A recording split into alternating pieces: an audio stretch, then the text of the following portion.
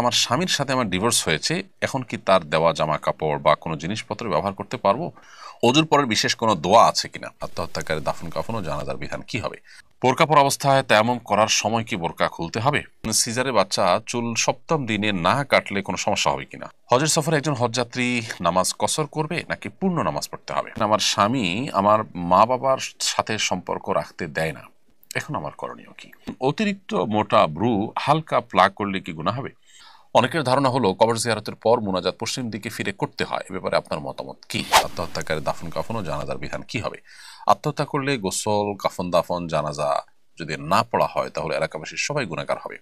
কেউ আত্মহত্যা করলে সে অমুসলিম হয়ে যায় না, তার জানাজা, তার কাফন দাফন এগুলো সবগুলো কিন্তু ফরজ এবং মুসলমানদেরকে কবরস্থানে তাকে সমাহিত করা এটা এলাকাবাসীর কর্তব্য। এগুলো না করলে তারা অবশ্যই গুনাহগার হবেন এবং বাড়াবাড়ি করছেন বলে বিবেচিত হবেন। কিন্তু আমাদেরকে পাশাপাশি মাথায় রাখতে হবে, আত্মহত্যাকারী ব্যক্তির কাফন দাফন এবং তার জানাজায় সমাজের গণ্যমান্য ব্যক্তিবর্গরা থাকবেন না। ধরুন মসজিদের ইমাম সাহেব না পড়িয়ে মুয়াজ্জিন সাহেব জানাজার ইমামতি করলেন বা অন্য কেউ করলেন, এরকমটি করা কর্তব্য। যেমনটি নবী সাল্লাল্লাহু আলাইহি ওয়াসাল্লাম করেছেন, কোনো আত্মহত্যাকারী ব্যক্তি হলে তিনি জানাজা পড়তেন না, অন্যদেরকে পড়তে বলতেন, কিন্তু অন্যদেরকে পড়তে হবে বিধায় যদি আত্মহত্যা করার কারণে তার জানাজাই পড়া না হয় সেটা অবশ্যই অপরাধ হবে, গুনাহের কাজ হবে। অজুর পরের বিশেষ কোনো দোয়া আছে কিনা? অজুর পর আমরা দোয়া পড়ব, আল্লাহুম্মা জাআলনি মিনাত তাওয়াবিন ওয়া জাআলনি মিনাল মুতাতাহহিরিন। আর এছাড়া কালিমায়ে শাহাদা পাঠ করা সুন্নাহ দ্বারা সাব্যস্ত হয়েছে, যার কারণে অজুর পর আমরা পড়ব আশহাদু আল্লা ইলাহা ইল্লাল্লাহ ওয়া আশহাদু আন্না মুহাম্মাদান আবদুহু ওয়া রাসূলুহু। আর আল্লাহুম্মা জাআলনি মিনাত তাওয়াবিন ওয়া জাআলনি মিনাল মুতাতাহহিরিন এটি আমরা পাঠ করতে পারি। আর এছাড়া অজুর শুরুতে বিসমিল্লাহ পাঠ করব আমরা, এ হলো অজুতে সর্বসাকুল্যে দোয়া। এর বাইরে অজুতে হাত ধোয়ার দোয়া, মুখ ধোয়ার দোয়া, মাথা মাসাই করার দোয়া, পা ধোয়ার আলাদা দোয়া, এরকম বিভিন্ন দোয়ার কথা আমরা শুনি, কিন্তু সেটি কোরআন বা সুন্নাহর কোথাও বর্ণিত হয়নি। অথেন্টিক কোনো সোর্সে সেরকম কোনো দোয়ার কথা নেই। কানিজ ফাতেমা আপনি লিখেছেন, আমার স্বামীর সাথে আমার ডিভোর্স হয়েছে, এখন কি তার দেওয়া জামা কাপড় বা কোনো জিনিসপত্র ব্যবহার করতে পারবো? এগুলো সে চেয়েছিল, কিন্তু মহারণা পরিশোধ না করায় আমার পরিবার দিতে দেয় নাই। বোন কানিজ ফাতেমা, আপনার স্বামী আপনাকে যদি এমন কিছু দেয় যেটার মালিকানা তিনি, তার হাতে, তিনি আপনাকে ব্যবহার করতে দিয়েছেন, এরকম যদি হয় তাহলে সেক্ষেত্রে সেগুলো তাকে ফেরত দিতে হবে। ডিভোর্সের পর সেগুলো তাকে ফেরত দিতে হবে। আর যদি এমন কিছু হয় যেগুলো আসলে আপনাকে তিনি ব্যবহার করতে দেননি, বরং আপনাকে মালিক বানিয়ে দিয়েছেন, এরকম যদি হয় তাহলে সেক্ষেত্রে সেগুলো ফেরত দিতে হবে না। আর মহারণা যদি তিনি পরিশোধ না করে থাকেন তাহলে তার সম্পদ থেকে আপনার মহারণা বাবদ যে পরিমাণ টাকা হবে সেই পরিমাণ জিনিস আপনি রেখে দিতে পারবেন, তার অতিরিক্ত হলে সেটা কিন্তু আপনার জন্য জায়েজ হবে না। অনেকের ধারণা হলো কবর জিয়ারতের পর মুনাজাত পশ্চিম দিকে ফিরে করতে হয়, এ ব্যাপারে আপনার মতামত কি? কবর জিয়ারতের সময় আপনি মুর্দাকে যে সালাম পেশ করছেন সেটাই কিন্তু দোয়া। সালাম পেশ করার পর সালামুন আলাইকুম দারা কওমিন মুমিনিন ওয়া ইন্না ইনশাআল্লাহু বিকুম লালাহিকুন, নাসাল্লাহু লানা ওয়া লাকুমুল আফিয়া, হে কবরবাসী তোমাদের প্রতি শান্তি বর্ষিত হোক, আমরা অচিরেই তোমাদের সঙ্গে যুক্ত হব, তোমাদের এবং আমাদের উভয় শ্রেণীর মানুষের জন্য, মৃত জীবিত সকলের জন্য আল্লাহর তরফ থেকে আমরা আফিয়ত এবং প্রশান্তি কামনা করছি, এই মর্মে দোয়া নিবেদন তো আমরা করছি। এরপরও সুন্নাহসম্মত যে দোয়া, মাসনুন দোয়া, সেটা পাঠ করার পর আলাদা করে আমি মুর্দার জন্য দোয়া করতে চাই, এটা যদি আমার ইচ্ছা হয় আমি দোয়া করতে পারি। সেক্ষেত্রে কবরবাসীর দিকে ফিরে দোয়া করলে দোয়া হয়ে যাবে, এটা কোনো শিরক বা কোনো বড় গুনাহ হবে না।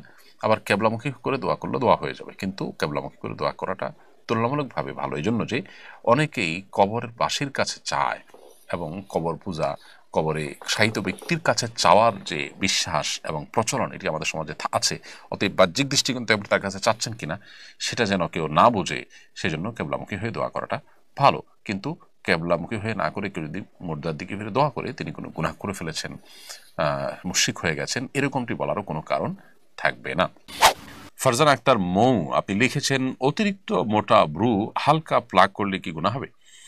আপনার ব্রু যদি অনেক বেশি মোটা হয়, দেখতে দৃষ্টিকটু হয়, আপনার কাছে ত্রুটিপূর্ণ মনে হয়, অস্বাভাবিক মনে হয়, তাহলে সেক্ষেত্রে স্বাভাবিকের চেয়ে মোটা হওয়ার কারণে সেটাতে আপনি ব্রু প্লাগ করে যদি স্বাভাবিক করার চেষ্টা করেন সেটা হবে আপনার পার্ট অফ ট্রিটমেন্ট, চিকিৎসার অংশ, সেটা জায়েজ। কিন্তু যদি সেটা না হয়, বরং গতানুগতিক যে সাজসজ্জা সেটা করতে গিয়ে আপনার আর্টিফিশিয়াল ভাবে আপনি আপনার সৌন্দর্য সৃষ্টি করার জন্য যদি মৌলিক পরিবর্তন আনতে চান, সেটা কিন্তু জায়েজ হবে না। বোরকা পরা অবস্থায় তায়াম্মুম করার সময় কি বোরকা খুলতে হবে নাকি বোরকার উপর দিয়ে মাসে করা যথেষ্ট হবে? বোরকা পরা অবস্থায় তায়াম্মুম করার সময় আপনাকে বোরকা যতটুকু তায়াম্মুম করার জন্য প্রয়োজন ততটুকু খুলতে হবে।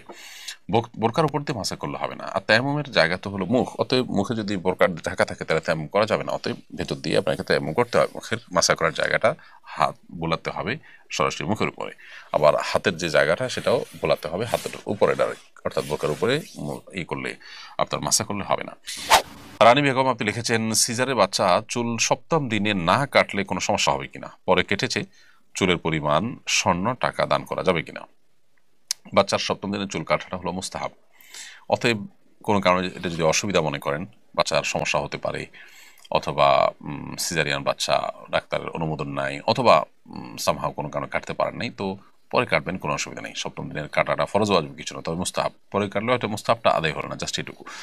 আর চুলের পরিমাণ স্বর্ণ অথবা রূপা দান করা সেটাও মুস্তাহাব, যার কারণে আপনি সেই ইয়েটা আপনার চুলটা যখনই কাটবেন তখনই সেটার ওজন পরিমাণ স্বর্ণ বা রূপা বা তার মূল্য আপনি দান করে দিবেন। এটি সুনানে তিরমিজি বর্ণিত একটি হাদিসে আলী ইবনে আবি তালিব রাদিয়াল্লাহু তাআলা থেকে বর্ণিত হয়েছে। তিনি বলেছেন যে আকা রাসূলুল্লাহ সাল্লাল্লাহু আলাইহি ওয়াসাল্লাম আন হাসানের সাদ, নবী সাল্লাল্লাহু আলাইহি ওয়াসাল্লাম তার নাতি হাসান রাদিয়াল্লাহু তাআলার পক্ষ থেকে একটি ছাগল কোরবানি করেছেন। ওয়াকালা ইয়া ফাতিমা ইহলিকি রাস, এবং বলেছেন, হে ফাতেমা, তুমি হাসানের মাথা মুন্ডন করে দাও।